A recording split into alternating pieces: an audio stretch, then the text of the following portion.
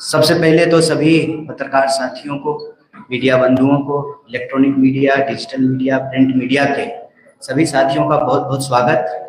और हमारे साथी रंजीत पंडित जी ने, साथी त्रिलोकी मांझी जी ने, मनीष पासवान जी ने और साथी भाग्य भारती जी ने आपके समक्ष में 5 प्रमुख बिंदु को रखा है।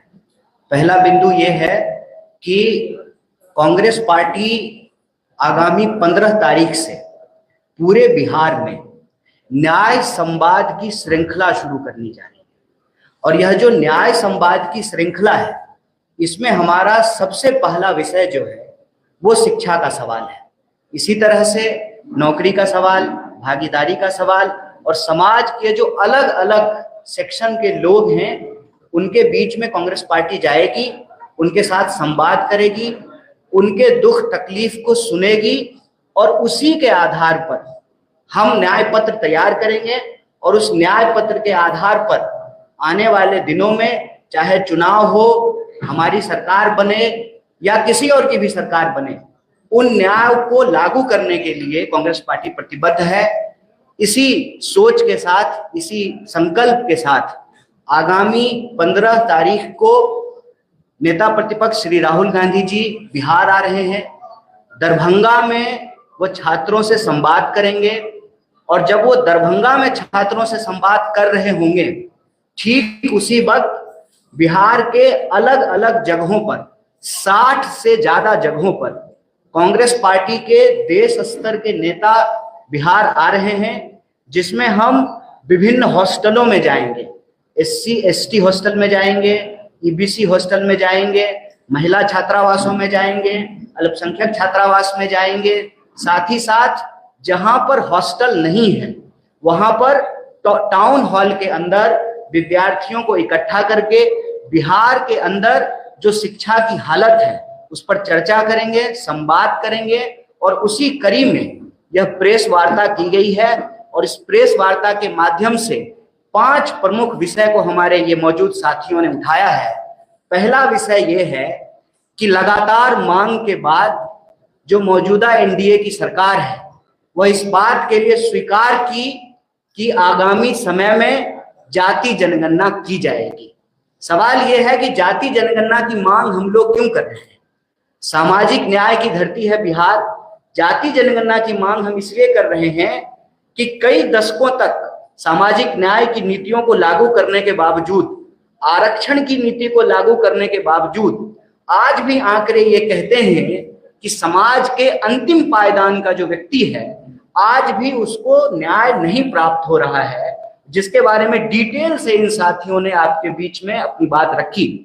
तो जो जाति जनगणना है, उस जाति जनगणना का अगला कदम यह है कि यह जो 50% की सीमा है, इस सीमा को समाप्त कर दिया जाए। और ये हम संविधान के तहत कह रहे हैं। संविधान के अनुच्छेद 15(5) में यह प्रावधान किया गया है कि निजी क्षेत्रों में भी भागीदारी और आरक्षण को सुनिश्चित किया जाए।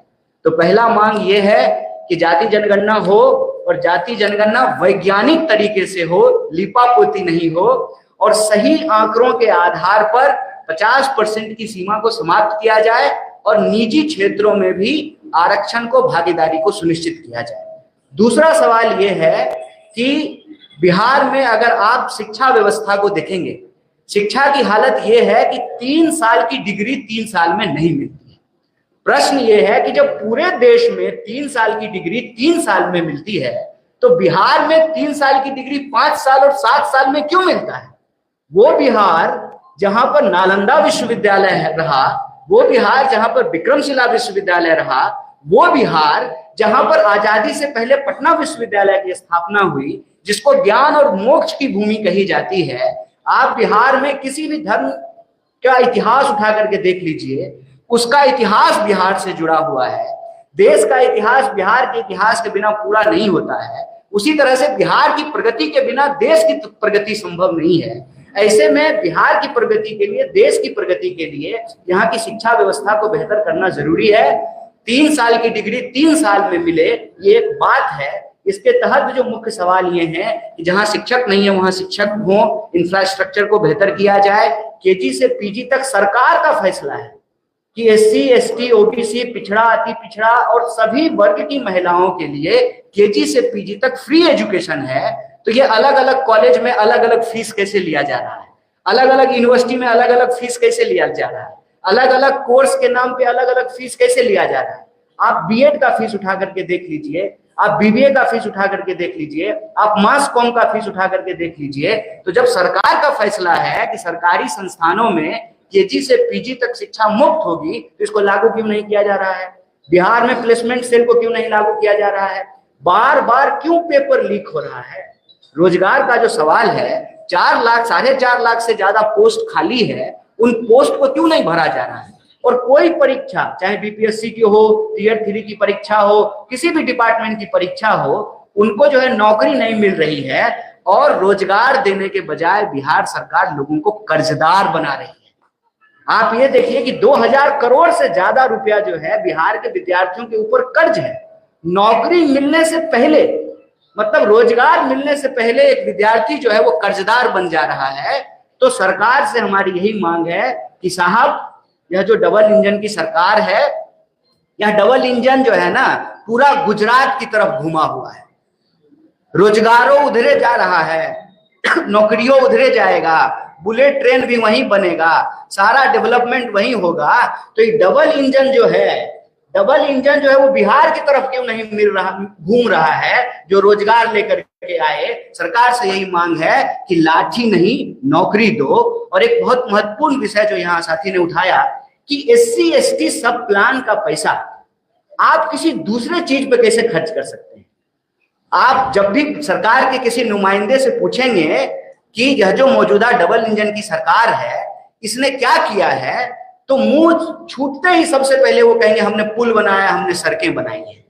आप पुल बनाए हैं, सड़कें बनाए हैं, हालांकि ये अलग बात है कि यहाँ पे जो है पुल चोरी भी हो जा रहा है। जहां नदी नहीं है वहां भी खेत में पुल बन जा रहा है। सवाल यह है कि आप एससी एसटी सब प्लान का पैसा दूसरे मद में, दूसरे हेड में कैसे खर्च कर सकते हैं? ये सीधे तौर पर यह दलित विरोधी कार्रवाई है।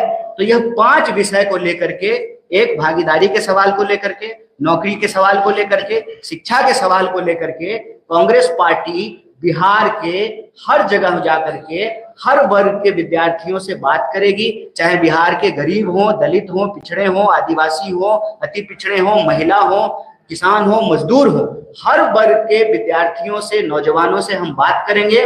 और हमारा संकल्प ये है कि बिहार की शक्ति से ही देश की प्रगति होगी। और इसीलिए यह न्याय संवाद की श्रृंखला आगामी 15 तारीख से शुरू हो रही है, जो लगातार चलेगी। और 15 तारीख को नेता प्रतिपक्ष दरभंगा में छात्रों से संवाद करेंगे और उसी वक्त बिहार के अलग अलग जगहों में, 60 से ज्यादा जगहों में कांग्रेस पार्टी का कोई ना कोई नेता या कार्यकर्ता छात्रों की आवाज को सुनेगा और उनके संघर्ष में हम कंधे से कंधे मिला करके चलेंगे। इसी महत्वपूर्ण सूचना के लिए यह महत्वपूर्ण प्रेस वार्ता बुलाई गई। आप तमाम मीडिया के साथी यहाँ उपस्थित हुए, इसके लिए हम पार्टी की तरफ से आपका बहुत बहुत धन्यवाद करते हैं। भारतीय राष्ट्रीय कांग्रेस यह उम्मीद करता है कि बिहार को बदलने की जो हमारी कोशिश है, इस कोशिश में मीडिया बंधु भी हमारा साथ देंगे। आपके अगर कुछ प्रश्न हैं इस विषय से जुड़े हुए तो आप पूछेंगे, हम यथासंभव उसका आंसर देने की कोशिश करेंगे। बहुत बहुत धन्यवाद।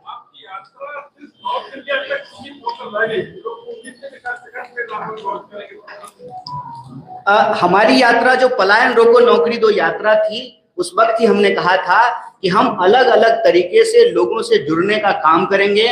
वह जो यात्रा शुरू हुई है उसी का अगला पड़ाव ये है कि अब हम पद यात्रा करने की बजाय अलग अलग जिलों में, अलग अलग हॉस्टलों में, अलग अलग ब्लॉकों में जाएंगे और वही शिक्षा, नौकरी और भागीदारी के सवाल पर लोगों से संवाद करेंगे। तो यह जो सतत संघर्ष है उसी का अगला पड़ाव है। क्या आप इतना यात्रा कर रहे हैं, आप इससे पहले भी यात्रा कर चुके थे, अब भी यात्रा कर रहे हैं, क्या पहले का जो यात्रा है वो शौक हो रहा है या फिर से आप लोग चेंज कर रहे हैं, तो अब इस तरीके से करेंगे, पद यात्रा नहीं करेंगे, अब लोगों से मिलते वहां जाएंगे, तो क्या फ्लॉप हुआ है? फ्लॉप कोई सिनेमा थोड़ी है, संघर्ष है। फ्लॉप एक इनका जवाब दे। फ्लॉप और हिट का कोई बात नहीं है, संघर्ष है, संघर्ष सतत होना चाहिए। पलायन रोको नौकरी दो यात्रा जो है वो कल्मिनेट हुई बिहार में, 16 जिलों में हम लोग गए थे। बाकी जो क्षेत्र छूटे हैं, यह जो न्याय संवाद है इसके माध्यम से हम लोग जाएंगे और हर वर्ग, हर जाति, हर वर्ग, किसी को नहीं छोड़ेंगे। सबके साथ जो है हम लोग संवाद करेंगे और वह जो संघर्ष में जो सवाल हम लोगों ने कलेक्ट किया लोगों से, उसी के आधार पे अभी देखिए अलग अलग वर्ग का प्रतिनिधित्व करने वाले लोगों ने उस बात को यहाँ रखा है और लगातार लोगों से संवाद करके यह जो संघर्ष की प्रक्रिया है उसको आगे बढ़ाएंगे। और हमारा संकल्प ये है कि न्याय सुनिश्चित होने तक यह यात्रा जारी रहेगी। आपकी सक्रियता से सबसे ज्यादा परेशानी तो महागठबंधन के नेताओं को है, तेजस्वी यादव को ज्यादा। नहीं, किसी को कोई दिक्कत नहीं है, ये हम सबका सामूहिक प्रयास है।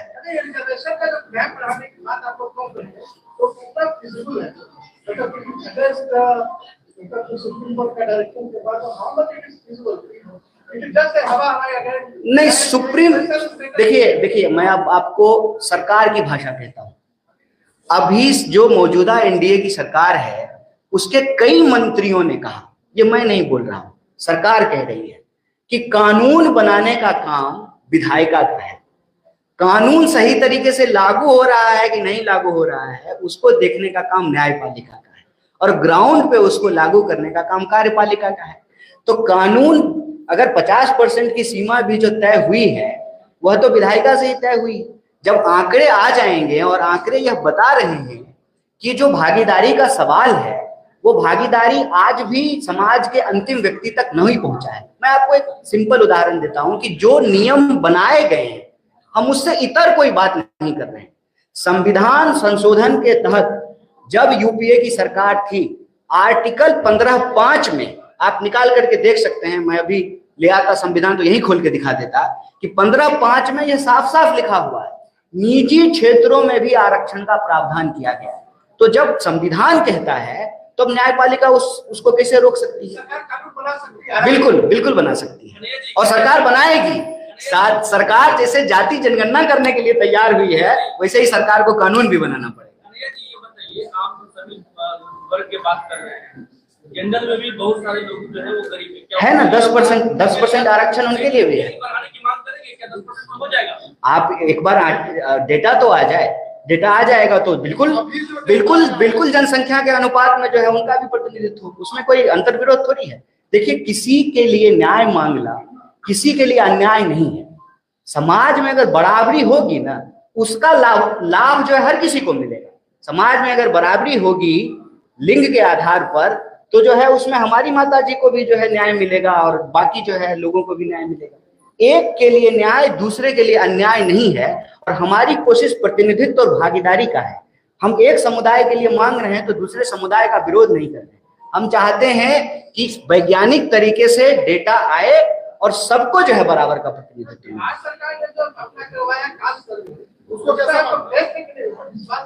देखिए, जो भी प्रयास हो रहे हैं सबके लिए, सबको जो है हर कदम जो है वो मंजिल की ओर इम्पोर्टेंट है, चाहे वो कदम छोटा हो या बड़ा हो।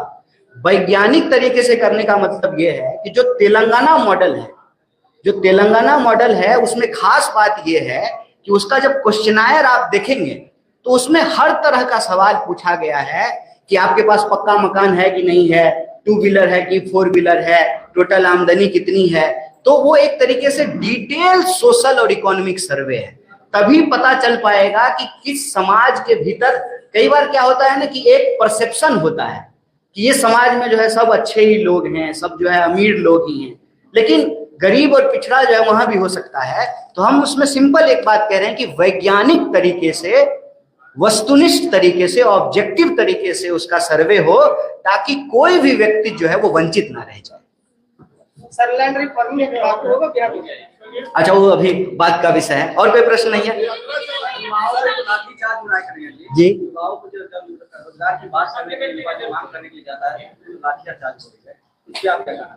देखिए, मेरा तो यही अपील है बिहार के नौजवानों से कि जिस सरकार को वोट दे करके आप कुर्सी पे बिठाते हैं वो सरकार कुर्सी पे बैठ करके आपके ऊपर डंडा मारने का आदेश देती है तो लाठी का बदला वोट से लीजिए। लाठी का चोट जो आपके ऊपर लगा है उसका बदला आप वोट से लीजिए। इसीलिए यहाँ पे हमने स्पष्ट तरीके से हमारे साथी ने कहा कि हम रोजगार मांग रहे हैं, हमको कर्जदार मत बनाइए, और हम आपसे नौकरी मांग रहे हैं तो आप हमको लाठी मत दीजिए, लाठी नहीं नौकरी। ये यात्रा कितने दिनों तक चलेगी और उसके लिए पार्टी ने फॉर्म उपलब्ध कराया है? इसका कोई जो है अभी कल्मिनेशन डेट फिक्स नहीं है। ये संवाद की यात्रा अभी चलेगी। ये न्याय संवाद की श्रृंखला है जिसके तहत अभी हम शिक्षा न्याय संवाद शुरू किए हैं। इसी तरह से अलग अलग विषयों पे जो है यह न्याय संवाद का कार्यक्रम चलता है। सर एक सवाल, शिक्षक भर्ती निकलता है, आधा से ज्यादा सीट खाली रह जाता है, हम लोग सप्लीमेंट्री की मांग कर रहे हैं, क्यों नहीं? सुनाना पड़ेगा सरकार को, उसी में